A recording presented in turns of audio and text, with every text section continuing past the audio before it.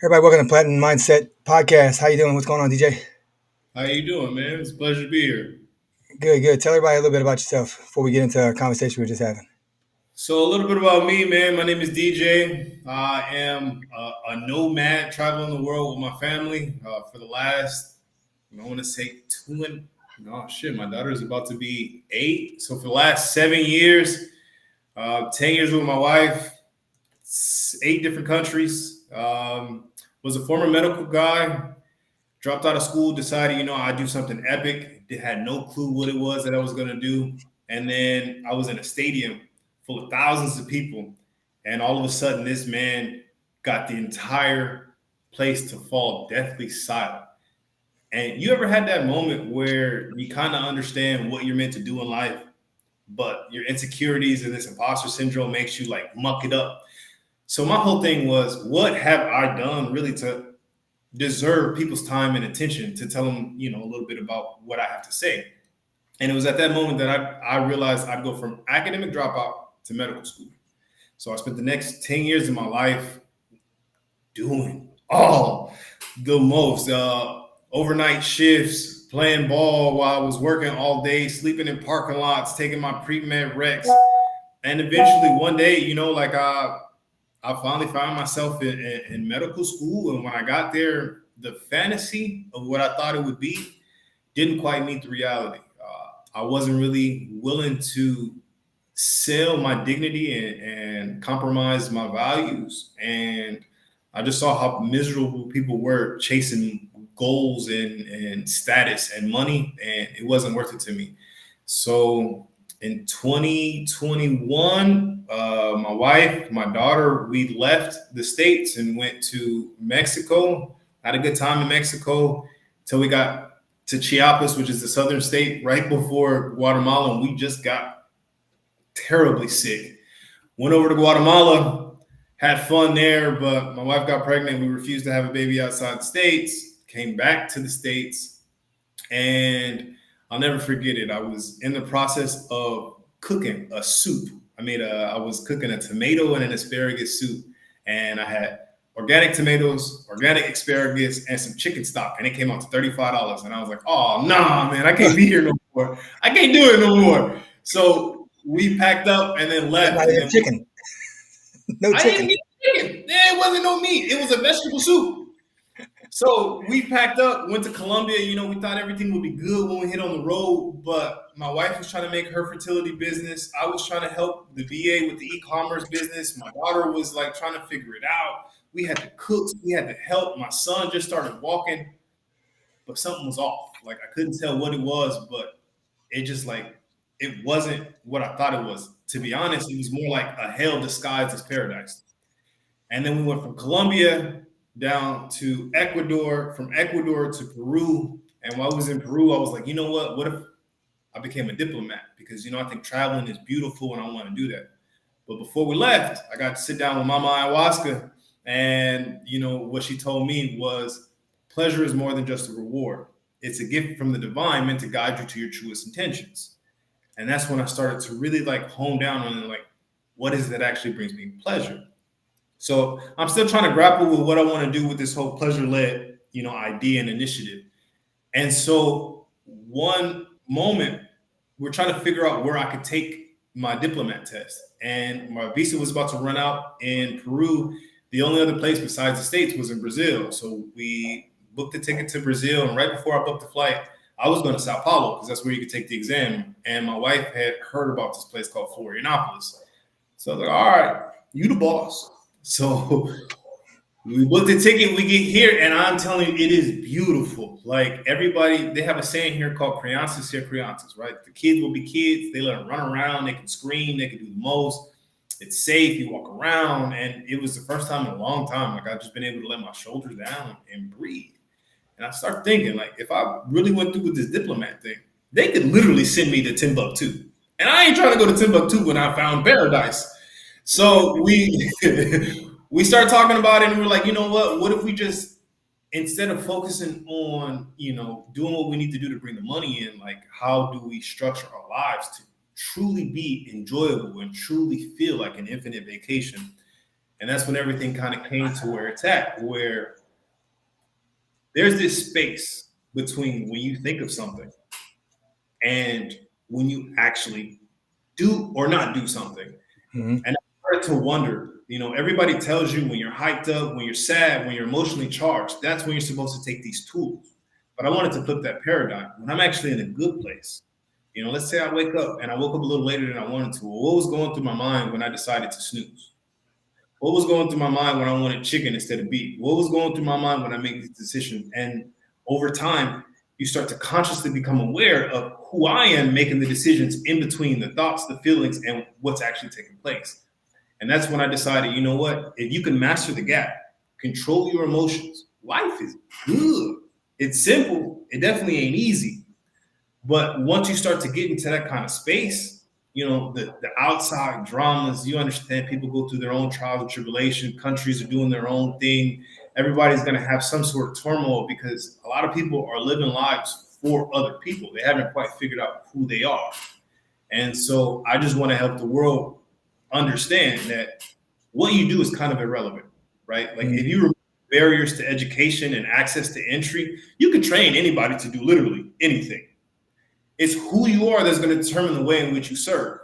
And so once you start to develop who you are, why you are the way you are, and who you want to be in life, life becomes a little bit more pleasurable. And then your subconscious choices start to align with your conscious ones. So how do you keep that whole not letting the outside come in and just keeping zone to your path? Yesterday don't exist. Tomorrow don't either. So all I got is today. All I got is today. All I got is this moment, and I grew up in a place where, you were just lucky to make it from street light to street light. So that was kind of instilled in me, but from a trauma perspective. Then you get older and people are like, no, you got a plan. If you don't have a 10-year plan, you need a 15-year plan, you need a 20-year plan. And then they still have the same saying that life happens while you're making plans, right? So it's just like 20-year plan, you die tomorrow. What you gonna do?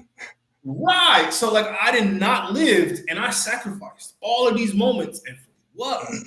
And when I say like pleasure led, it's not necessarily, I'm not telling you to eat a box of donuts on the couch every day until, your belly falls over your knees. I'm saying indulge your senses. If you like to move. Some people enjoy thrills, do them, have fun. If some people, they enjoy creating in the quiet of their own home, do it, enjoy. Life is too short not to pivot, not to dive into a bunch of hobbies. I'm attempting to live what I call the 1,000 lives lived legacy because I'm neurodivergent and all the other neurodivergent people that I know, they've been a cop, a soldier, a fisherman, a salesman, this and that. They were traveling salesmen. They were vacuum salesmen. They were cleaners. And, so I think the people who lean into that have the most fulfilling type of lives. Because also while I've traveled, I've seen. For some people, success is literally potable water and a tin shack. And for others, it's turning 7 figures into 8 figures. So wherever you at on that spectrum, that's your life, that's your present, that's what life is. What do you define success as? I don't even really, it's a metric to gauge if your processes are providing you the outcomes you desire. So success is really just a way to say, let's say if you're running a business, we kind of overemphasize profit, but when you're looking at financial decisions, you want to know if my marketing area here, is it working? Is it not working? Am I making an impact? Am I not making an impact? But we get tied up with money, right? Success is really just an evaluation of the tools that you're using. I say freedom. I prefer fulfillment, because there's moments where you've kind of chased after that thing that everybody told you should have.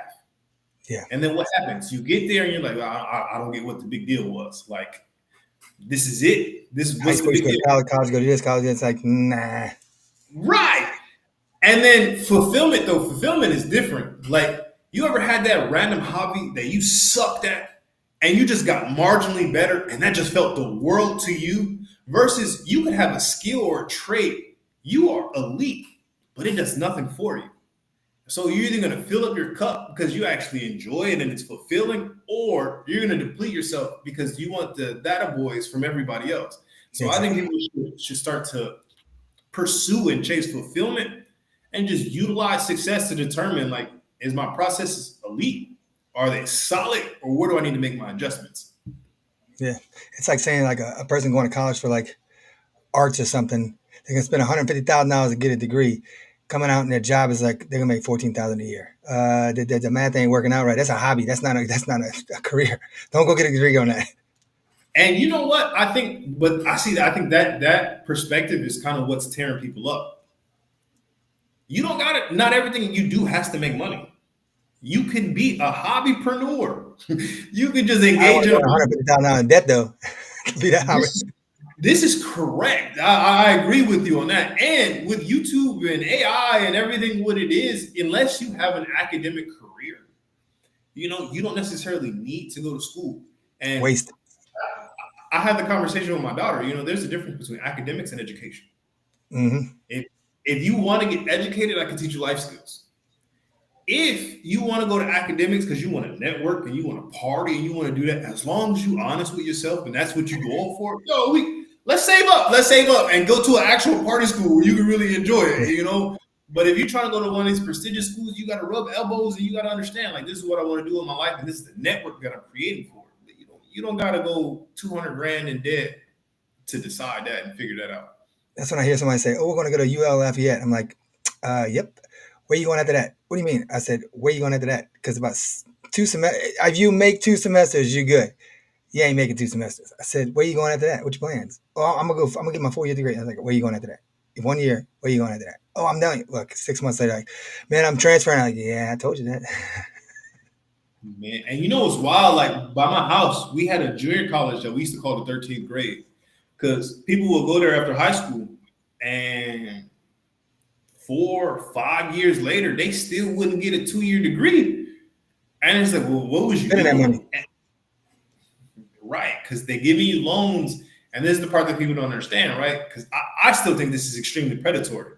You get people who ain't never had no money. That first semester, you give them a check. Seven This is the grand. first. A lot of these 17, 18-year-old kids that had 3,500, 4,500, 5 grand, and they paying at one time. What you think they finna go do with that? They They finna about go to get. party, They about to get jacked up. man. And then the cycle just begins, right? So 2 months in, because don't nobody got no financial training. The school I went to, it was like 6 hours north of San Francisco. They used to bus people from high crime, high gang areas to be like, look, you can finally be safe. So people were like, yeah, my kids need college and whoop, whoop, and they signing off on the loans. And okay, now what? So now I get this 4 year degree. Now I need a master's, right? But if I do get a master's, you're gonna tell me I don't got enough experience. But how Yeah, am I gonna get experience? Because I was getting the master's. I love But it. now you think I gotta get a PhD. But if I got a PhD, you're gonna tell me I'm overqualified and you're not gonna hire me because I am just too credentialed. We're working for waste management trash soldiers. And Yeah, heck, hey, but I got a $700,000 degree. more faster. You could have been a sanitation guy, a plumber.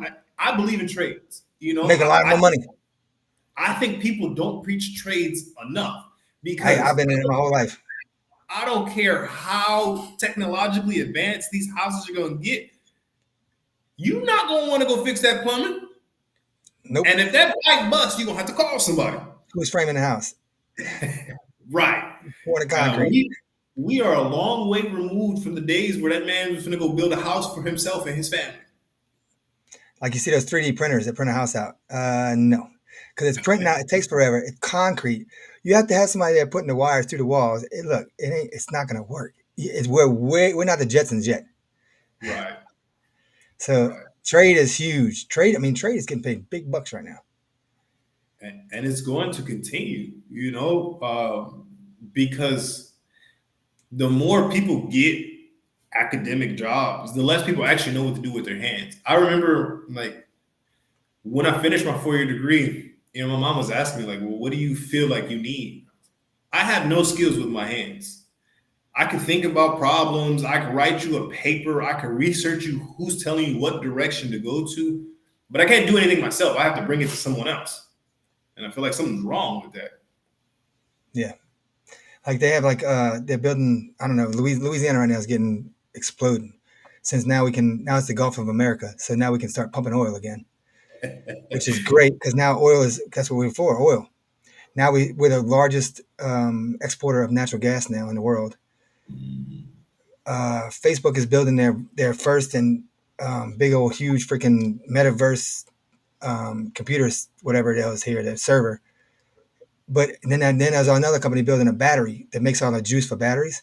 Mm-hmm. So there's going to be this huge, the biggest battery place in the United States, and it's going to have 9 full-time employees. Everything else I'm like, automated. yep.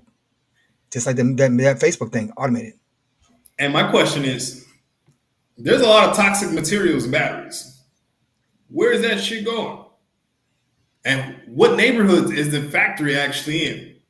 None. It's out. It's like in a big old freaking industrial area. Ah, okay. But no, Okay. EPA around. I was in the Coast Guard, so they don't. I thought I used to inspect all those facilities. Oh, they had a guy try to bury some barges one time, and he got caught. But I mean, what's a 50,000 fine to a person who's grossing millions of dollars?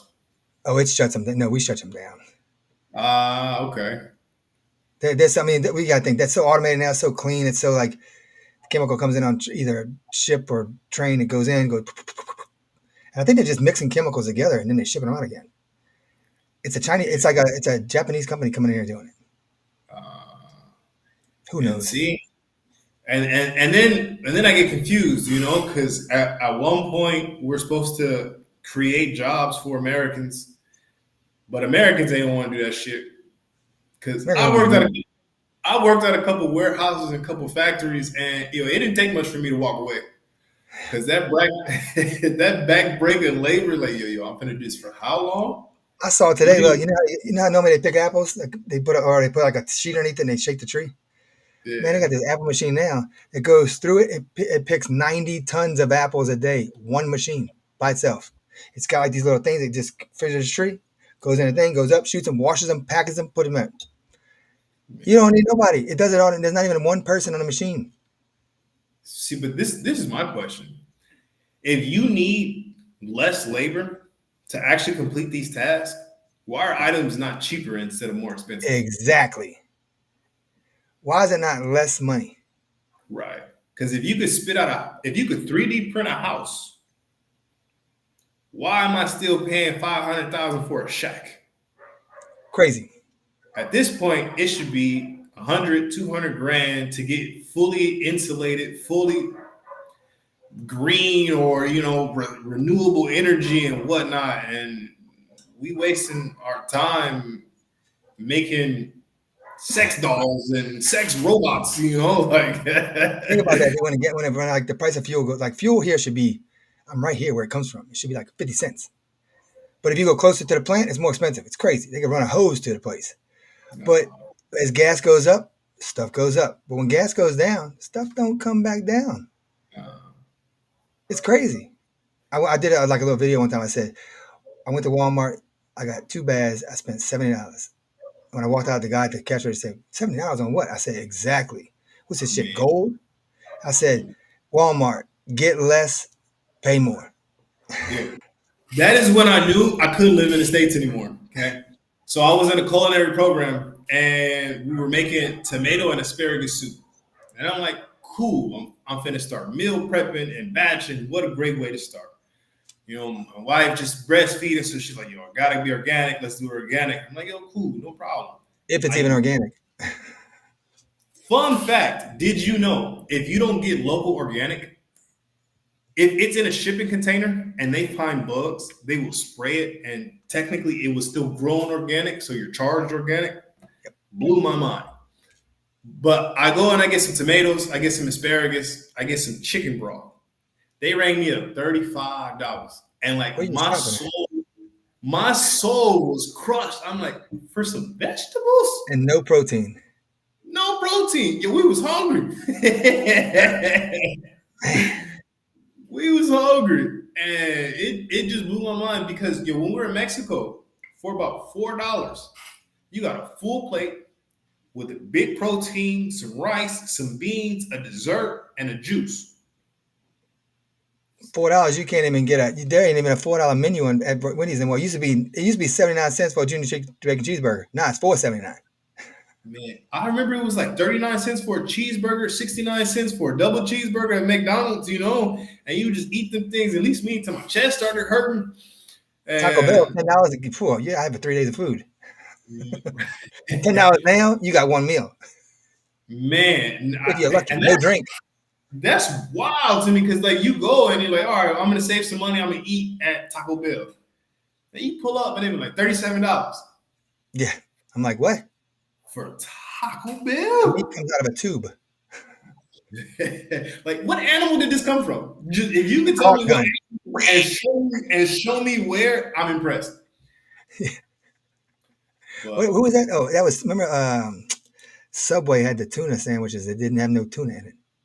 it was the chicken. The chicken was like 40 something% chicken. The tuna had no fish. Oh man. And see, when I start hearing about stuff like that, my question is like, what the point is the FDA there? What is the point of the I FDA? don't know.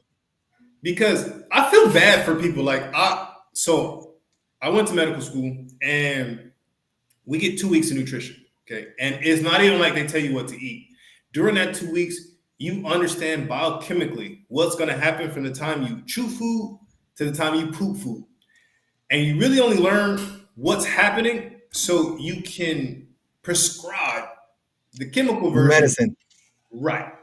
pharmaceuticals. And so like it blew my mind that, we don't know what to eat. They don't feed us. So my tuition was $30,000 due every 3 months. Every 3 months. And I don't get meals. Like I still got to figure out where to come up with food. Dude, what?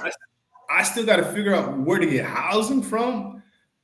You can't tell me you're not paying me at the hospital. So I don't understand where that's coming from. But I say that to say, like, I did some work outside of that just to kind of understand, like, healthier choices for the body. And I feel bad because I see people in the grocery stores and they're really trying. Like, they're looking at what's in the back, trying to read the ingredients. I got a science background and I don't know half of what's in that thing. So oh man, they say the box is more nutritious than what's inside. They got paint. They got the same ingredient in cereal for children as they do paint remover. Oh man, not for long. RFK's getting rid of all that shit. They putting their foot down now. You know what Kellogg's actually started cereal for? I forgot. I watched this whole special. I forgot what it was. There was a whole epidemic where they felt like the teens were getting too promiscuous. So the goal was to prevent masturbation by the food. Saltpeter. So if you can't get it up, you're not going to get into anything. So give it to us in boot camp. 100% of you. Man, and it's a shame because it's just like, what are you doing? And then you got drugs that are just getting pumped through, and it's a shame. So I'm just still curious, like, what does the FDA do, and what are we funding them for? I just saw this thing. This doctor was saying that they have a new vaccine that has 6 vaccines in one, and the first side effect is, now this is from 3-year-old infants to 6. They haven't tested on anybody. Nothing. They have no test results. They're already given to them. Sleep apnea is the first result. What else was the other one? What's it called when you can't have kids? Oh, infertility. Okay. Oh, wow. So you got all these vaccines in one. He's like, and all these people nowadays, they're saying, well, why vaccinate? Look at the Amish. They never want to talk about the Amish. They don't have problems. They don't never want to do a study on them because they ain't got no sickness, no nothing. They don't vaccinate. Right. The challenge is, okay, so people say there's a difference between a lack of evidence and an absence of evidence. So when you choose not to test certain things, there's a lack of evidence. Sometimes you do research and you realize that there's an absence of evidence to prove that this is true or this is not. And it doesn't always behoove the people who are doing the research to show studies that have an absence of evidence. Like my first day of medical school, when we first got in, they told us, raise your hand. And everybody raised their hand, right? And they're like, put your hand down if you don't believe in vaccines. Now, I'm not saying they work. I'm not saying they don't work. What I'm saying is it's kind of strange that you are killing the ability to critical think in the next generation of physicians because you're forcing conformity from the jump.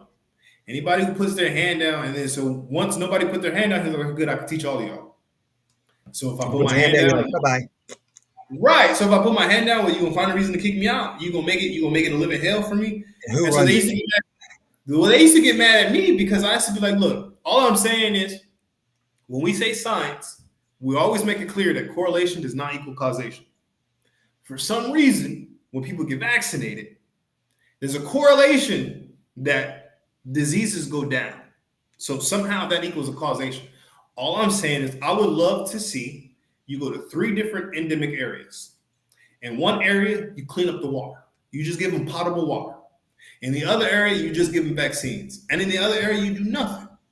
And if you show me with those tests that the vaccines have eliminated endemic diseases, okay, let's talk. But don't But say nothing. if you show me you just got to clean up the water so people aren't shitting in the place that they're drinking, see, now we're having a different conversation. And they don't want that. They don't want that. You see, like I was watching this thing about how like by y'all probably don't wash eggs in Brazil. They don't wash eggs today. Mm-mm. They don't wash. Okay, No, so anyway, like they're not we don't even know in what the to do refrigerator. They're not even in the refrigerator. They're out. exactly. But now I said the same thing. Now I did watch this and listen to this whole thing about why in the United States because where the eggs are at in the United States, where they're mostly grown, to where they shipping them all the way to Alaska and all that stuff. So obviously they come out the asshole, so they poop on it. So there could be salmonella, whatever. If they're saying locally, if they're saying here, yeah, you don't have to refrigerate them, it's fine. But in order to kill that and ship them as far as they do, you got to refrigerate it to kill that, to ship them. That's the only reason. Other than that, they stay local, don't wash them. Yeah, because like we get them here, and nah, you still know that this came out of a chicken. If you buy It's eggs there, not. how much are eggs to buy there? So they're about 30 reais. So $6-7 for about 30 eggs. That's 12 here now right now. It was actually it just went down. It went down to like $7 for 12. It was like almost $11 for 12. It just went down because Trump just got all these eggs shipped from like South Korea and all that because all these egg factory, all the chickens got the 2 chickens had bird flu, so let's just kill them all. Okay, makes a lot of sense. Give me those chickens, I'll eat them. But I've always kind of been weary on the chickens. Like, why out of nowhere did we just pump like this chicken? Why is it so pushed? Because even if you say, all right, you stay away from red meat because I love red meat. it's supposed to be able to clog your arteries. You stay away from fish because it's supposed to have a bunch of mercury. But you don't ever hear nothing about the chickens. Like, what? Why? It's just good. It's just chill to eat chickens. Like, why? I eat red meat. I eat the hell out of red meat. See, because if I mean, you go all carnivore, your body's got to get used to it. Once it clicks over, then it's used to it. You go all chicken, then you got it's all. Once you click, it's gonna be it's your body's gonna react in the beginning, but after that, I'm like, okay, I'm good. We just see, bought steaks. Steaks went on sale for ribeyes for $5.99 a pound. That's cheap. they Brazil they barbecue. Okay, meat is a thing here. I You love can get barbecue. all you get. They call them churrascos here, and you can get all sorts of type, size, cuts, quality, caliber. Um, but my thing is like, honestly, I don't think humans were ever meant to have as much access to food as we do. Because if you ever looked and had to get your food, you would never just be able to just stuff your face all day, every day. And so you're stressed, you have easy access to food. You ask people to be overweight and fat and sick and diseased and The, the newest thing is you seen that stuff that they spraying on the freaking vegetables? What's they call it? It's no. called I forgot what they call it, but Bill Gates is obviously he's part of this crap that he's spraying on it. So when you get a vegetable, it's like a banana. They showed a banana and they peeled it. It was like rubber. Oh wow. It's going through the peel and it's making it like rubber. I mean, essentially, food is. We're gonna get to the Jetsons where you take the drop of water and like it's the We're milk. way behind time. It's When they got this little, I MREs. saw this little microwave the other day, this little microwave you buy, this little oven. Oh, it is a freaking air fryer. And then the company sends you these little pre-made whatever, and you shove it in this special oven, and it cooks it 45 minutes. I'm like, 45 minutes? I could create a hell of a dinner in 45 minutes. I don't need you to send me that crap and put it in my easy bake microwave. I mean, most people, one, don't know how to cook. Two, don't have the time to do it. Easy. They got time. They just got too much time doing this. Yeah. I mean, but those things are designed for that in mind, and they do what they're supposed to. They are built Brainwash. exactly what they're supposed to.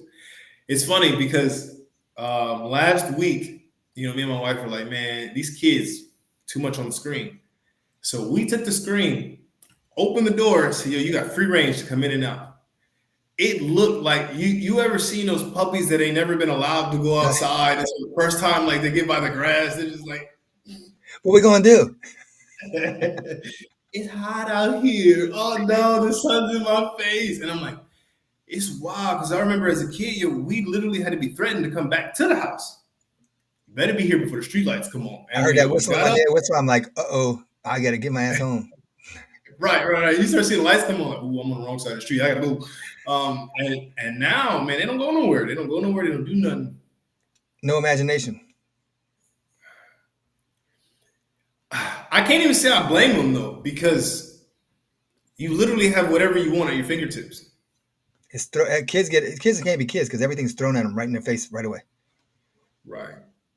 Like we had cartoons come on Saturday morning, maybe after school, right? So like you got home after school, you had about a 3 hour block where you could watch A little TV, snack. and that was it.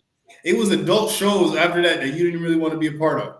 Saturday morning was the best time to wake up, and Sunday was football. So like it was beautiful thing. So you watch TV, but it wasn't accessible all day, or did you want to watch it all day? Not Now they football stream. entertainment. It's the Right. NFL WWE style. Yeah. Oh, Here's your script. Here's your script. Here's your script. Here's your script. And now they pay. And you seen that whole pay thing for college now? you're right. Now the NIL. schools are gonna pay them. Ah. Well, I mean, come on. I mean, do I think? And only thing I didn't agree with is they get a college scholarship.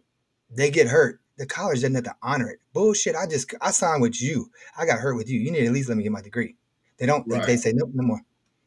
And I think that I think it's grimy because unless you've actually played college sports, I think it's easy for the person who sat on the couch and like, well, you got to college, like, so what? But it's just like, I got to get up at 5 in the morning. I got to run. I got to do all this. I got to lift weights. I got to do film. I still got to be a student. So everything you do in the class and Student, doing your homework and you stressing depends out where you're about, playing at. right, and who you are.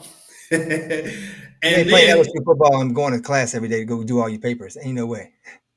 I mean, but let's be real, okay? There's only about 10% of the team who fall into that category. The other, Yeah. the other 45 guys, you better take your ass to class. You don't get the special treatment. You got about 10 to 15 who ain't got to go, who ain't never got to show up. The Yeah. other 45 guys, you better bring your ass to class because I need you to you got to show face. But you still got to show up. You can't work. I think it was grimy. What blew my mind was when the whole Penn State scandal was going on, and they charged Penn State $53 billion, and they paid it in 5 years. Like it was nothing. Like, how much are you actually making off these kids? Where That you could tells you pay right there. 53 billion? Like, some countries would never see that, and you taxed one school. I'm like, Like that blew my LSU, mind. LSU football. If they didn't have LSU football, and LSU baseball is good, but if they didn't have LSU football, it couldn't support any. All the other sports are supported by football. It's crazy. Right, right. And it's a gladiator sport, man. I had the fortune of breaking both of my knees So when they tell you to get on stage or break a leg, I'm like, no, thank you. I've done that. Yeah, It's exactly. not pleasant. Yeah, I've had both. I've Uh, had both knee surgery. My left knee's killing me sitting on this freaking chair right now. See, and then we live in such a stationary, sedentary world. That doesn't help either. No. So, man, tell me a little bit about yourself, though. So I do mindset coaching. But I kind of put fitness into it because I feel you can't have a strong mindset and walk past the mirror naked and say, "Damn, I'm fat. Jesus, I suck." Can't do it. You can't have a strong mindset, disciplined mindset, and your health sucks. And that's the biggest Mm. thing. Everybody's eating on the go, eating crap, crap, crap, crap, crap. It's hard to eat good, but it's not. If you plan it, it ain't hard. See, what I like to say is to live the life you want, it's simple. It ain't easy, but Life it's ain't supposed to be simple. easy. That's people got the wrong mindset. Nobody ever said life's supposed to be easy and simple and sunshine and roses all the time. That's the problem. And then when it's hard, they're like, "What do I do?" But I take it you play sports. Yeah, See, I think that athlete mindset is such a different mindset, though, right? Like you sharpen your body like iron, you go to war like a gladiator. So, like, you are prepared to do hard things. I think the hardest transition for me is like when I stopped playing sports, when everybody didn't do anything. Like, so we just hang out all day, every day. Like, no, we're not. Oh, okay, this doesn't get boring though.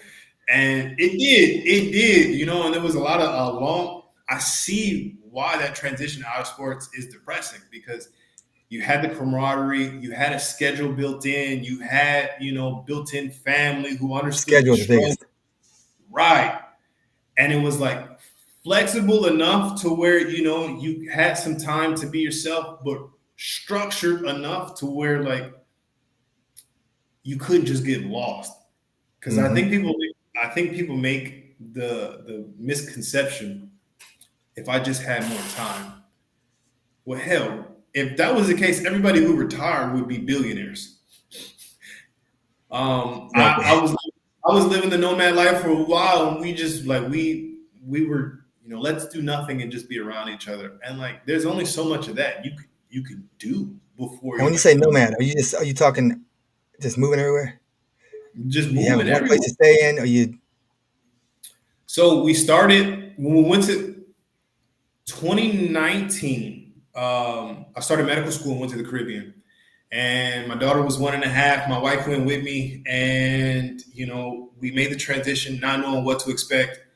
And life was good. Life was good. I think we had a spot that was maybe like 5 minutes from the beach. And I'm talking about a walk. It was like a 5 minute walk from the beach, and we paid $700 a month. that was in the Caribbean. Yep, had a cleaning lady come once every 2 weeks, and make sure it was all good. I mean, COVID hit and screwed up all the service stuff, but at that point, we were like, you know what? Like living outside of the states isn't as frightening as everybody made it seem. So we then pivoted, and when we came back to the states, we checked out Peru for a little bit, came back. The Amazon was cool to visit. I wouldn't want to live there. There's some animals there, and if you aren't cool I with hate snakes. roaches, ah, the snakes are big, but the roaches are plenty. Like you wake up in the middle of the night to use the bathroom, and you just see on the net edge of roaches are everywhere. They're like, I don't like it. I don't like it. The only boat that can Um, make it through a nuclear bomb. What the hell's in and raid? man, I say that all the time because if they can make it through everything, what you spraying from that can? And they sell it everywhere, and it's all willy nilly on the Why on the using aisle. bomb? Just use raid. But then we came back, and then went to Mexico, went to Guatemala, went to Colombia, went to Ecuador, Peru, been in Brazil.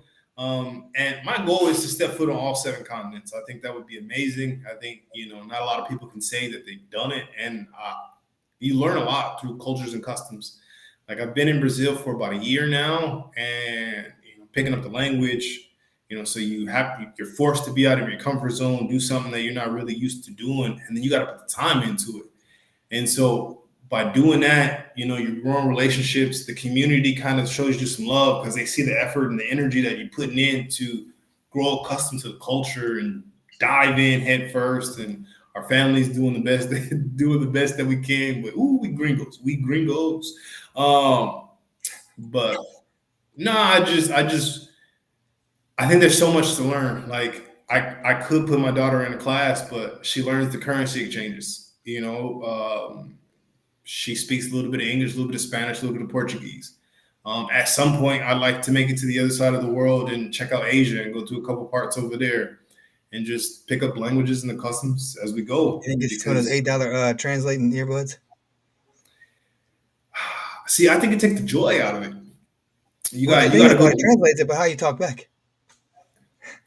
right. I think you got to give it back to them and be like, oh. No, I mean you see it because when you're on like a short vacation, I get it. So you see them and they're in there like this, like, and so you see like the Google Translate and everybody just typing back and forth with the Google Translate. But no, I think it takes from the effort and the experience of not going through the mud. See, once I'm around Spanish for a while, I can get it back because I had Spanish roofing crews. So once I'm around it a little bit more, I can start getting to it good. But just being away from it, it's like I can a couple words in here and there, but if you're not practicing all the time, it goes away. Right. It's definitely, if you don't use it, you lose it. Because there was a while where I knew a little bit of German, I knew a little bit of Mandarin, I knew a little bit of Arabic, and like I don't currently practice those. So like, they gone. I mean, I'm sure if I started to pick it up again, like the learning curve would be a lot shallower because I have some experience. But if you're not using it in your day to day, then it's out the window. But that's everything, right? The hardest. I get into this with a lot of people because they swear that English is a simple language. And I'm like, no. The English you speak is a simple language. Because I'm like, because everybody likes to say, like in Spanish and in Portuguese, you have all these different words to describe them. No, you got the same thing in English. It's just the level that you've gone to and the people that you spoke with only had a certain vocabulary. But if you are around people who can craft the language, you can just go just as deep in any language. I still don't know English. Nobody's ever going to learn all the language because you got people who make shit up. I was like, what does that word mean? I don't know what that is. So are you a solo or a pop? I used to be woke up. Now like woke is no woke up. You woke, you better get the hell away from me. Are you a soda or a pop guy? I'm neither. I'm like, can you give me a Coke? But I don't want a Coke. I don't want to drink. I don't want that crap. Now you're a brand guy. I'm gonna call it out what it is. Can you give me Mountain Dew? Can you give me a brand recognition guy, huh? Well, I mean, if I say Coke, I don't want a Coke. If I say soda, it's like, okay, what kind do you want? Right. See, no, my vice is the juices because they do the fresh squeezed juices in South America. Nah, those are my vices right there. I don't want a soda, but I know you finna take this fruit, you finna chop it up, put a little bit of water in it. Yo, I'm good. Yeah, here that'll cost you $37. Nah, man, I get like at the beach, you want the coconut water. You pay about $3. Get the coconut, they cut it open for you, drink some water. Expensive. Right. That's if they're cutting it for you. But no, you go to the store and you get it. They're $1, $2 for your coconut. You get your own, I know when I went to Cancun, I had, because a limo picked us up. Man, you got a bodyguard comes with you and everything. Because it was cheap. It was cheaper to get the limo than it was to get on a bus. I'm like, I'll go to the limo. Well, the dude in the front seat's got a gun. I'm like, what the hell is going on? He's like, dude, if you get in a limo around here, you want me in this car. Because they watching. I was like, can you get us a coconut? The driver pulls over. He's like, looks around. All right, hurry up, get it. He's like, let me tell you something. The drug lords own these coconuts. We'll get you one, but this ain't supposed to be happening. Oh, wow. I knew Cancun was different because, like, I was in Mexico. I think we were in Mexico for like 6 months. And the parts of Mexico we were at, the stuff that they sell you, it's all in pesos and everything, and everybody speaks Spanish. We went to Cancun and they started slanging it in USD and talking English. I'm like, that's a $400. That's a 400 peso markup. Like, what y'all doing over here? Exactly. But you got to go to those small places. Man, if you can go anywhere, would you go? If I can go anywhere, Anywhere. well, I'm gonna be going to Thailand next. Oh, okay. You got a specific spot in Thailand you want to go? I want to go like Bangkok area. I want to be like not all the lights and glory and all that stuff. I kind of want to be like where the beach, kind of close to the beach, kind of close to nature, kind of close to walking to like markets and stuff like that. Mm. No, I don't need to be by the lady boys. I don't want. I want to be far away from All right, man. Let me catch you on World Star. that. I'm good on that. uh, No, thank you. But I I mean, mean, I'd I like to. I won't. mean, I'd like to just visit Dubai. I'd like to visit Dubai once a year, just to see how much crazy crap they done built. Okay. Have you been? No, it's expensive as hell. Gee, it's so expensive to go over there. Uh, Plane flights yeah. like See, $2,800. oh wow. I haven't been to that side of the world yet. Farthest I've gone is the Caribbean, but I want to head over there. I want to hit the Australia. I want to hit Japan. I want to hit China. I want to hit. I Yeah. think I want. I need a different passport though before I go to China. I don't want no beef before you think I'm from the U.S. I ain't got nothing to do with politics, bro. I'm just living my life. China, dude, you'd be surprised. Go to China with a U.S. passport, dude. They treat you like gold. Ah, okay. Like, see, like I want to go, like, wait 10 years to go to like the Middle East when they have like, because I know Saudi Arabia is it's crazy. Saudi Arabia is hosting the Japanese Winter Games in 2026 in Okay. the mountains that they're building this resort where they're going to artificially put snow. It's going to be a resort for snow. They're artificially building that line. They already started. You seen that the construction on that already? They're doing that line building. That No. one is supposed to be. It's supposed to be like freaking 100 something miles, but they didn't cut it down to like they cutting it down because the technology's not even out yet. But I'm thinking to Uh, myself, what y'all digging to? Because you're digging in sand to get the sand to get to the sand. What are you digging? What are you moving? You're moving sand around. I mean, why are you I digging? mean, they know something we don't know. But I mean, they Uh, got all the Saudi Arabia, Dubai, and like all that. And that what's that rich country over there? Qatar. Is that what it is? Qatar. Maybe. I don't know. I mean, my wife's father works on that side of the world. You would think I would know more, but I don't. They're gonna run out of money soon. Oil's drying up. I mean, the oil money got to run out soon. I would agree if I hadn't been around South America. Like, Well, but I mean, but the thing now is, it's not oil. It's tourism is the biggest money maker now. uh, I mean, people are traveling. I don't know. I mean, but see, it's behind the scenes though. Because how you gonna get there to travel? You gonna get in the plane? How you getting in the plane? Plane uses a lot of oil, so they all right. They hedging their bets.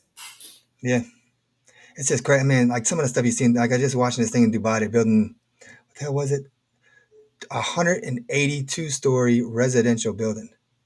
It's designed by Bugatti and Mercedes. So you could drive your car in there and go all the way to the top floor. How fast that elevator is going? Oh, wow. I don't want to be on the 180th floor. The building's probably like, Yeah, I mean, I think those things are real cool to like take pictures of. I think it's real cool to stand outside. Oh, hold on, I'm getting dark. Let me turn my light on real quick. that elevator's got to be moving. But Imagine the you way know, down the elevator, the way down a 180 floor elevator going down. You got to be rolling. You need a G-force suit on. and then think about it, right? Like that side of the world does get earthquakes. So you imagine getting in an earthquake on the 182nd floor? No, I don't want to. They said that the Verge Dubai, they have all kind of problems. You know, what's crazy is the Verge Dubai, as much technology we have, right? Pyramid's still standing. How long they been built? The Verge Dubai only has 100-year lifespan, and the technology that shows how much shit we build these days of crap. Right. But I mean, now you have to think though. Builders used to put their hat. They used to hang their hat on the quality, right? Like when I build this thing, it's gonna last forever. Now it's how fast can I get this out so I can start working on the next model, so you can buy the next prototype. and then it'd be useless by the time you actually think it's functional. Oh, that's like a It's cell terrible. phone. You made 3 calls on it. You already need a new one. Man, and I feel like the iPhone is the worst with that because I knew I was never gonna get an iPhone. I was working at this job and I was trying to make a call on the iPhone, and I think it was like a 4C or something like that. And all of a sudden, like I just couldn't hear sound. So my job is like, hey, just go take it in to the Apple Store and see what's going on. So I'm like, okay. So I walk in, I'm like, hey, I don't know why, but I can't hear. It's a 4C. What does that have to do with I can't hear in the speaker? It's a 4C. You need to upgrade. I think we're not understanding each other here. Okay. You're telling me about models and upgrades. Okay. I have a specific issue with the phone that I'm using right now. And you keep talking about the model that it is. I'm not Cut it off. understanding how the model is justifying why I can't hear the phone to my ear. And at that moment, I knew I would never be an Apple person. Me neither. I can't stand it. And then my wife just confirmed it. Like she I think it's like 11 or something, and she pays the Apple Pay for a terabyte of storage. They told her last month that her storage is full and she had to delete apps. I'm like, yo, there's no way you use the terabyte.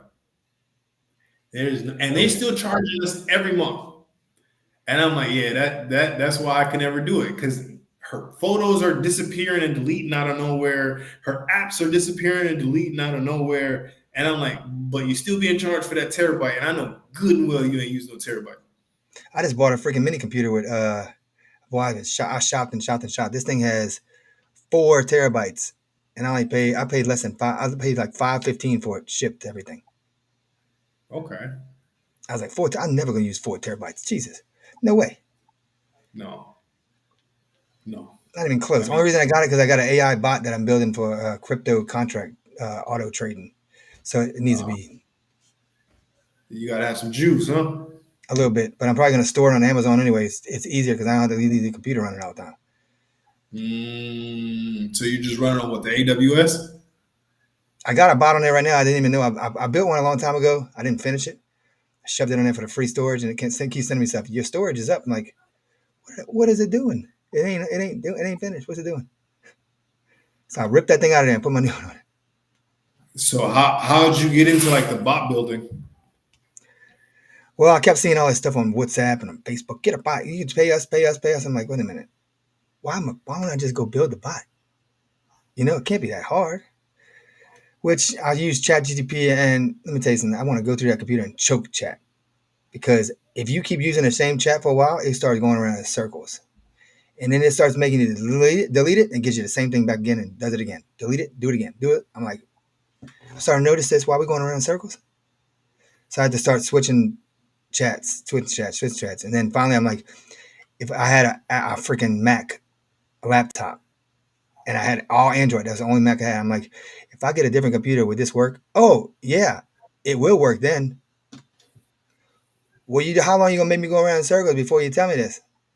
Well, finally, I got the new computer, started making it work. I put it on Kraken, whatever, to just do contracts, but not automatically. I set it for automatic, but it just basically sends me trades, and then I just buy myself. Quick, easy. Okay. So how'd you end up getting into crypto? Just seeing, well, a long time ago when Doge first was coming out, a friend of mine, she's like, oh, you got to buy this, you got to buy this. I'm like, what the hell is that? I had Bitcoin, I sold them all, which I kicked myself in the ass. But, you don't know that shit. So I had bought Doge when it was like 2 cents, and it went up to 78 cents. Got out of that. Still got some Doge. I have a whole crap ton of freaking sheep that I can't get into. It's on Webull Pay. I can't get into it. I got all my password, so I got to go through this whole ID thing and all that crap. But I mean, SHIB's not ever going to be worth. It can't be worth $1. It's impossible. But the contract thing, I started watching this contract stuff, and I'm like, man, that's quick and easy. It's like boom, boom, boom, boom, boom, boom, boom, boom, boom, boom. I mean, if you put $50 up, you can easily turn it to $1,000 in a day, easy. Especially with a bot. I remember, speaking of kicking myself, when I got that first financial aid check from college, I was like, see, I don't want to go broke with this. Like, how I invest this, right? And everybody's looking at me like I'm crazy. And like, nah, you can't do that. That's against the rules. No, they told me it's for my living expenses. Okay, like this is how I want to live. I think it's gonna help me. And so I saw Bitcoin, but I didn't know how to purchase it. And everybody thought I was out of my mind, so I left it alone. And I'm like, damn. At that point, I think it was like 19 cents. I know it's like, man, And sometimes I'll be like, it it's gets my throat okay. all chopped up. I'm like, man. But you But see I these feel meme bad. coins, like I sat there one day going through the meme coins. I'm looking at them. My friend's like, look, go through there and just pick the ones that you looking at, and you after you watch them, which ones you think would do good. I'm like, okay. He's like, I'm gonna check with you later on. So that's what he does. I'm like looking at him, like, oh, yeah. I pick the three that I picked went like freaking 200 times up. Mm. If I would have picked them, I'd have been. I wouldn't probably be sitting here right now. I'd be on my yacht, laid back, kicking back with my helicopter flying. You know what's funny though? I feel bad that I didn't get into it, but I feel even worse for the people who like pay bitcoins for pizzas. Who was that Like that paid Bitcoin? the 100 The guy, bitcoins at Pizza Hut. who was that? Who was the guy that paid for Bitcoin? Would pay pizza with Bitcoin? I don't know what his name was, but I remember reading a story about it. And the dude like dropped 100 bitcoins for a pizza, and they asked him if he regrets it now. And he's like, I mean, I was hungry. It was a good pizza. I was like, I This hope it was dude the that best pizza. this dude I do work for that I have an irrigation company and subsurface drainage. This guy has this property by me, and it's this dude. He's in crypto, but he's in.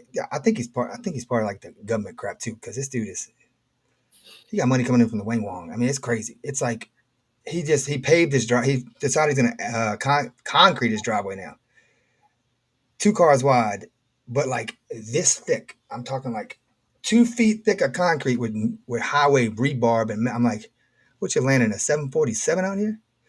Goes around the whole house going in there, and I'm like, how much you spent on concrete?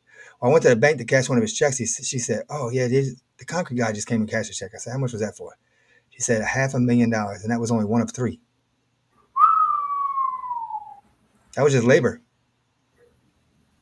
This dude spends money like he's going out of style. Like, I mean, he said, "Oh, I'm yeah, gonna do construction around my house. I'm gonna buy a construction company. Screw it, I ain't paying him." I like to say it's a tool, not a goal. Everybody keeps wondering for that moment they reach that magic number, like their life is going to change. But if you not learning how to steward it now, you ain't gonna learn how to steward it when you get it. I think he had a computer company too, but he invested in Apple the day Apple came out. He said he bought like freaking 30,000 shares. So it just gets buying more and more. That dude, just the shares that coming off of it is the dividends alone nuts. I mean, so how does that type of information, like how do you spread that type of information to people? Is that something you just got to know somebody like in your network, or is there like But a community of people who are passing it out, like investment? This is where I struggle because you could tell people to go to YouTube University, right? But I've always been curious. I'm like, I feel like I hear terrible investment advice on YouTube, and I'm well, like, people believe that get rich quick scheme. You can, right, but watch it. but like if we know that governments and corporations do shady stuff and they see people are following people's advice blindly on YouTube, wouldn't they not put people on YouTube to give you terrible advice and people just eat it up? Yes. Because then, like, I wanted to get into real estate, and then you hear people all the time, right? It's just like, no, instead of pay off one home, you put a mortgage on 5 homes, and nobody tells you still got to find tenants. Because then, if you don't find no tenants, now you got 5 mortgages, no tenants, and you just hoping and praying that don't nothing happen. Like, so, The best thing to you do is know, buy this property, put all the house trailers on it, and then rent it Section 8. Guaranteed mm, money every single month. But have like a friend of mine does it, but have rules. Have it like where it's got get inspections, it stays clean, there's no drugs, there's no this, there's no animals. Boom, boom, boom, boom, boom, keep it clean. And you every month, no matter what happened in the economy, you're getting it. right? Because I used to work for a housing authority when I was in Florida. And to work with the Section 8 houses, the houses had to be inspected by an actual inspector. They had to go in, they had to get the contract, you had to make sure it was legit. The rent had to fall within a certain value, but we cut that check every month. No And you questions get back from it. asked. No questions asked. It's boom, boom, boom, boom. Yep. Like clockwork in the So, bank. So I mean, because I was watching this thing, this dude does it. He does, I think he had like 180 house shows he put on a piece of property, 180 of them. I mean, but they won't, he got so many of them. I think he only paid like 20 grand a piece for them. Rent is 1,900 a month. I mean, after a you couple done paid the years, whole place off in 6 months. The whole place paid off. yeah. It's great. I, I mean, you know, sometimes I'm curious. Like, can you call people lucky for being in an era where like land was cheap, or do you got to find like a different avenue on hustle that's like unexplored territory to kind of get that same type of advantage? Because you get the old economies that are kind of used up, but we're in a new world now. So like, do you follow Chatty to the grave and just trust AI's advice, or do you got to Mm, try? You got to follow the tried and true. we go to Montana and we can build the hell out of Montana. Ain't nothing over there. I don't know if I'm swinging in all parts of Montana. It's amazing. That whole part of the country is like there's nothing there. Nobody's building. I don't know if I'm invited everywhere. But I gotta send a friend of mine to go ahead and handle all the business deals. I don't even think I want to go to Montana unless I'm talking their language. But so when you say you work on mindsets, where would you like to see people? What would you consider like? How would you know when you made an impact? So my biggest thing is I want to be from what I went through and I just kept pushing through it. And the only reason I do mindset is because I got really sick. I had blood clots. I had 47 pulmonary embolisms and I kept pushing through it. But I never took it as, oh, it's no big deal. No big deal. And that's the reason I made it through it. While my dad's friend got diagnosed with MS, just diagnosed, no symptoms. But from once he got diagnosed, he told himself, I got MS, I'm sick. He's dead. He basically talked himself into death because your mind only knows what you teach and telling it. What I want to see is I want to be able to get people to see that their mind is putting them exactly where they are. You know, it's in life, it's not if, it's when things going to happen. You're always going to encounter something. Something is, no matter how rich you are, how poor you are, what you believe in, if you got a magic genie coming out your ass, you're still going to deal with stuff. It doesn't matter. And you got to know that. So when it comes, it's like I call it speed bump. You come up to the speed bump, you don't get out the car and wait for the speed bump to move. No, just like life. When something comes at you in life, slow down, take care of it, but keep pushing forward. Keep moving. Don't stop. Don't break yourself. So many people today, they know they have a problem. They see they have a problem, but they wait till that problem gets so bad and it breaks them to say, oh, let's change. Why do you want to change when it's at the hardest time? If you Right. know you have change now, people need to wake up and say, oh, wake up, be accountable. Uh, One, I understand the blood clots. I dealt with that too, and it's an awkward feeling being in the hematology slash oncology units because you want to complain but you can't because you look to the left of you, you look to the right, and you're like, nah, you going through that shit. And you're not complaining. I'm not gonna say a word. Two, I totally agree. I think people try and do this, and you figure like if you do this enough, like it's gonna go away. But like that's how I felt being in a hospital. I'm like, yo, if I got to keep doing this, like, yo, how long is it till like this is actually how I see the world, And And oh yeah, medicine kills. That's what was killing me. Dude, I was on man, 2 shots of Lovenox. I was on 2 shots of Lovenox a day. yeah, and it burns, man, and And I it, was it and don't. I was throwing clots on it. Mm, So my body, I have a adrenaline disorder. So my body takes medicine in and goes, kicks it out. mm, yeah, So I was man. like, you know what? I'm getting off this. Why am I be on it? Oh, you're high risk. I'm like, I'm at high risk on it. What you talking about? You gotta watch, and especially coming from being an athlete, right? It's a different world. Like, yo, I don't want to bump this too hard. Like, I gotta be in a bubble. Everybody's getting rowdy. Let me walk away. I swear, the first time you go on Lovenox, like the drivers have a magnet to you, right? Like you just drive, and all of a sudden the car is like swerving in, like, oh, bro, you gotta back up. You're too close. I didn't even think. See But me, I didn't even think about it. I just only time I thought about it is when I shoved that crap in my stomach and it hurt so damn bad. man, and it burned every time. Like, yo, you Two knew it times a was day. coming. I only got two choices to put it at. 1, 2, 1, 2, 1, 2, 1, 2. I'm like, I haven't taken it over a year and a half, and I still got bruises, and it still hurts. Man. But I think everybody waits until they're stressed out, they're overwhelmed, or they burnt out to try and learn how to like calm themselves and soothe themselves. And I think the secret to life is like if you can emotionally regulate yourself when you're excited, that bleeds into being able to emotionally regulate yourself when you're depressed, when you're angry, when you're disturbed and distraught, because you start to build those connections, you know? And so I completely agree with you. I think if people are manicuring and curating their mindset during the good times, it makes it manageable during the bad times and the dark times. Mm-hmm. But if you look at the way mindset is preached now, like your life is good now, but when it gets bad, that's when the mindset kicks in. And like, when stress goes up, cognition goes down. So like, how am I going to tell myself all the good things and all the positive things and all the things I'm grateful for, but I'm panicking and I'm running around with my head cut off. I'm gonna listen to motivational quotes. Oh, I'm gonna be all better. Get the hell out of here. What do you think? Come on. You can listen to all the But motivational quotes you want, because guess what? The times are good right now. right.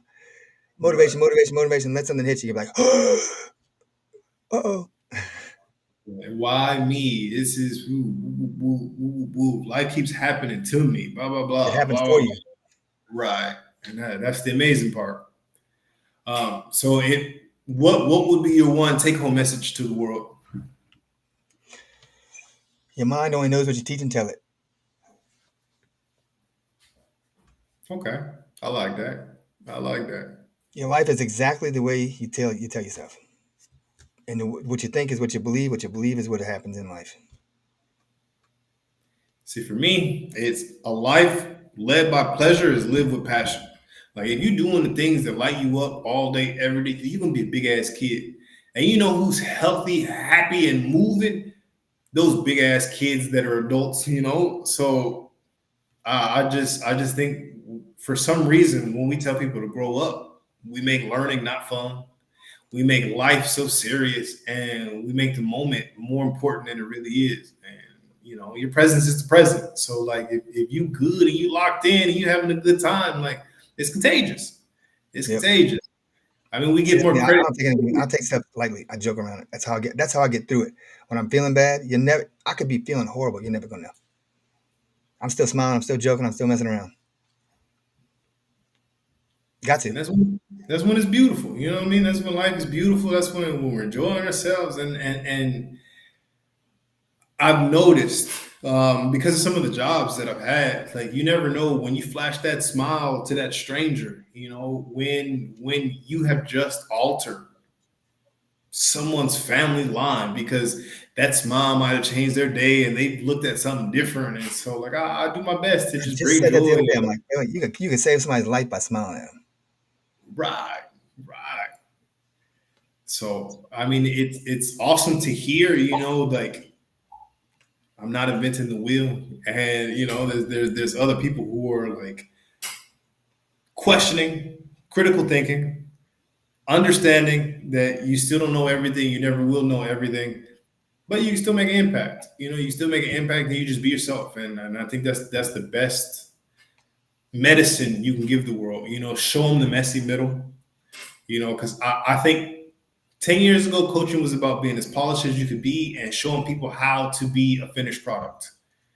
And I think now, when people aren't going to be able to tell the difference between AI and real life, like that messy, come up slash authentic, real raw version is going to be worth its weight in gold because Mm-hmm. that polish is played out.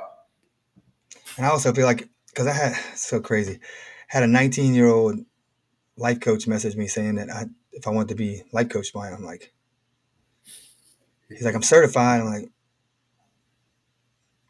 okay. I mean, I could be a certified tow truck driver too if I go get a certification. I'm not a tow truck driver. Never tow truck driver in my life. I feel, and now this is just my opinion, but it's like I feel living through the life, living through this, pushing through it, pushing. I think I got a little advantage because clients I can say, look, I understand you. I understand what you're going through. Yeah, it sucks. I've been there. I understand. But I'm not just saying I understand and I've been there and not been there. Right. I've been there. And I think that's an advantage too, because you have so many gurus that, oh, I guarantee. How you going to guarantee? You know what I guarantee? I guarantee two things. I'm going to give you everything I got and you're going to pay me. That's it. I'm not going to guarantee that you're going to change. How am I guarantee you're going to change? Unless you do it. And you can't even guarantee the payment. You can guarantee you're gonna give everything you got. That's really Well, the then only thing you I ain't giving everything I got unless I got. guarantee.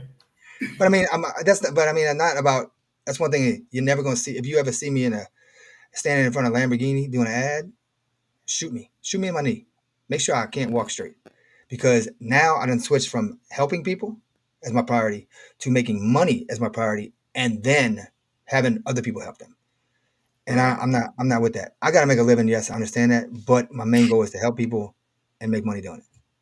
See, and that was my struggle trying to figure out what I wanted to do in the world, because the last thing I wanted to do was prey on people's hopes and dreams. You know, like there are people in this world who are desperately looking for a bridge, a connection that help up, and are willing to give everything they got to invest in themselves and someone to save them. And like the way that people just take advantage of it's sad, you know. And so I mean, it kind it I feel like the AI is a double-edged sword, because the shitty marketers, well, I shouldn't even say the shitty marketers. You have good coaches who are shitty marketers who probably still be shitty because their AI prompts will be shitty. And then you have great marketers who are still going to be shitty coaches, have outstanding marketing, because AI is going to take that great marketing and take it to the next level. And I'm Mm-hmm. just like, it's going to make it that much tougher. And it's all about, most of these coaches nowadays don't even coach. They throw them off to somebody else.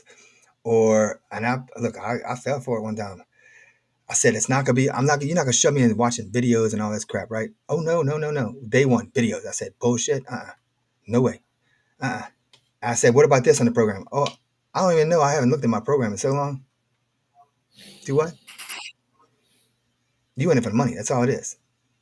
Just roll them in like cattle. I mean, some people are excellent marketers, you know, If you want to and spend it's money on all ads, you can be great. ah, it's we got to figure out something where I think I don't believe in the credentials, because there's some doctors I wouldn't trust to give me water, and I was in a PhD program, and people, you know, when you used to do Chat GPT and it used to have like the gray background and the quotation marks, like they didn't even bother to take off the background or the quotation marks. They just slapped that thing right up. And you know, I think what really got me is the motto for the school was agents of social change. But every time we got into some sort of meeting, they'd be like, "Look, we're not here to change the world. It's just gonna be policy and procedure. But if you're gonna be an agent of social change, it shouldn't your ambition be to change the world? Like, ain't that what we're here for? Like, isn't your dissertation gonna be research from here on out? It's gonna be theoretical frameworks. No. Just get it done. Just get it done and move on and just go about your life." And I'm like, see, that's the problem. Like, there's no critical thinking no more. Everybody just trying to get it done and check the boxes. That's what I'm saying. So everybody's going after success, right? And that fulfillment piece is missing. Like when you used to actually take pride in your craft, not perfectionism, not, procrastinating because you're scared to put it out, but you actually took pride in your craft and you practiced and you developed, and your goal was to give more value than you were going to take, but there needed to be an energy exchange because, there's teeth in the game. But now it's just predation. Like I see sharks in the water. I see what your pain points are, and I'm gonna attack them and I'm gonna go after them. Like I don't like it. There's gotta be something to shine light on I don't even want to call them snakes because snakes deserve their own little category. But I hate snakes. You know, I say the biggest thing they need to stop doing: stop donating and stop investing money on cancer research because it's been solved and they're never going to let it happen in the United States. It's not going to happen. They're going to be right close to it. Like, oh, nope. Because in other countries, they already found it. I mean, if they wanted to get rid of cancer, there'd be a lot of shit that they could do. You get rid of like It the would kill plug-ins. America.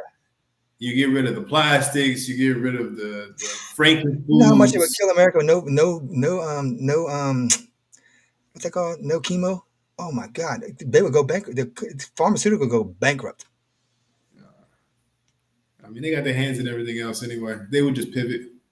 Did you see that doctor they discharged? What he did? It was over 500 patients that he said had cancer. He was treating them with chemo. Some of them died, and they didn't have no cancer. They didn't have cancer because he was getting kickbacks. Yo, what blew my Every mind doctor. was like I heard about the pharmaceutical reps, but it wasn't until like I went to one of my rotations, and in my family medicine rotation, they came every day with some of the best lunch, and they would just give us, the spiel on the rundown. Hey, this is the diabetes medication. Woo, woo, woo. This is how you want to use it. This is the side effects. This is the dosage amount. We're still working out how often you have to give it to them. Yada yada yada. And then they give us this big cake, and I'm like, so you're giving me diabetes medication, but you're loading me up with sugar. So you trying to If get me doctors hooked didn't push too? medicine, they'd be out of business. It's sad. Remember when I told you like they removed the critical thinking from the jump? If you want to survive in medicine, the way you have to be able to do it is in 90 seconds when they give you a patient and a case, you have to understand age of the patient, sex of the patient, location of the issue, previous medical history, any chronic illnesses or diseases, any recurrences, what's the current complaint, and what's the quickest way to treat the symptom that they're coming in for. And a lot of people make the mistake of they think the hospital is meant to cure their ailments. But no, a hospital is really only meant to stabilize you, to pass you to primary care. And so everybody's really passing it off because between insurance and litigation, that's what makes the money in healthcare. And then pharmaceuticals are just there. So if you put the Band-Aid on it, they can come back. You put the Band-Aid on it and they're done. And so young doctors want to help, but they want a career. They spend enough money, so they feel trapped. When I was leaving medicine, I had an attending tell me, he was like, you're trapped. I'm like, from what? He's like, the time that you spent and the money that you put into it until you start making some real money, that's what it is. And like, mind you, I just had a ticket to go travel the world with my wife and my daughter. Bro, I'm freer than I ever been. I don't know what you mean trapped. But That's why a lot of these doctors are going to work for hospitals and stuff because the freaking insurance is killing them. Well, they bought up the private practices. So the reason doctors went to hospitals was because if you get 6 doctors, now I don't have to work all day, every day by myself. It's shift work now. So I work Monday through Friday, or I work, Friday through Tuesday, and you take Wednesday through boom, boom, boom, and then you have the night shift, I have the morning shift, and then we rotate. If I'm running my own practice, I have to pay the overhead. I have to pay, the equipment. I have to pay the staff. I have to rent the place. So it's a lot more cost done that way. And so they buy them out and they recruit you. Once you're starting your residency and you're getting residency, they recruit you, and it's a process. It's a process. But they brainwash them early. They brainwash them young, and they brainwash them often. You know why they call them residents, right?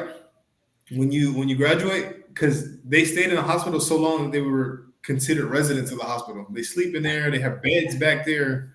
They're tired and exhausted, which is a terrible way to do medicine. How is that? That's what I never understood. How is a doctor going to do surgery for all that straight time, not sleep? How is that safe?